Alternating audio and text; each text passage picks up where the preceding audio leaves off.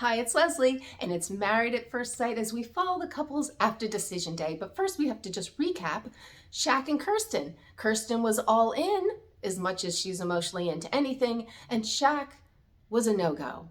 And they walked off together after Shaq dried his tears because he was sobbing, and Pastor Hal and Dr. Pepper were notably pissed because this was their last chance to have two successful marriages. So is it the end for them? Seems like everybody got the memo that maybe it's not over for them, except for Kirsten, because it's over for Kirsten. But Shaq, just as confusing and bizarre as usual, comes out with a comment like this. It makes no sense. It sounds like you open to a reconciliation. I mean, if we talk things through, you never know. So we'll just have to wait and see about those two. On to Jasmine and Eris, who mutually, as I suspected, mutually called it quits. I mean, I do believe they spoke ahead of time, and that was great because she got to say, no, I don't want him. He got to agree, nice, and they parted friendly. And Jasmine got to save what little face she could in that situation. And it seemed like the 8 weeks of drought for Eris, he wants to get right back out there. I'm sure he's going to have like at least a one-night stand quickly because he is ready to go. No time for grieving this marriage. He's back out into the dating scene. You gotta love, though, as they get divorced, you have to leave your rings there. And I was like, oh, that must be like a thing. Maybe that's in like the document you sign that, if you do get divorced, you have to leave your rings. So I don't know if they're real or fake, but you'd think, oh, little lost there. But they must be told you must leave your rings. We get those back for the next people. Then a current theme this week was that the one thing tying some of these couples together is just their pooches. Because you know what?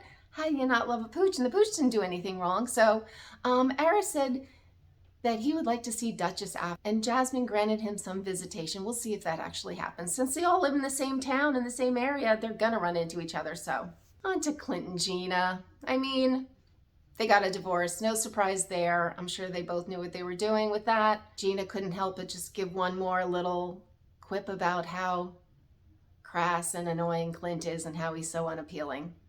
For me, I think like the most annoying part about Clint is he's like kind of a class clown. It's just like kind of a bizarre, almost like crass sense of humor that sometimes made me feel a little uncomfortable. They also left their rings, but parted with the mutual love of Gina's Hank. And also, Clint will be watching Hank when she goes away. So she seems to have found a good puppy sitter. So that's a positive thing to come out of this Married at First situation for her. And there you go. So Hank is the big winner. He has another friend, another person to love him. Nicole and Chris.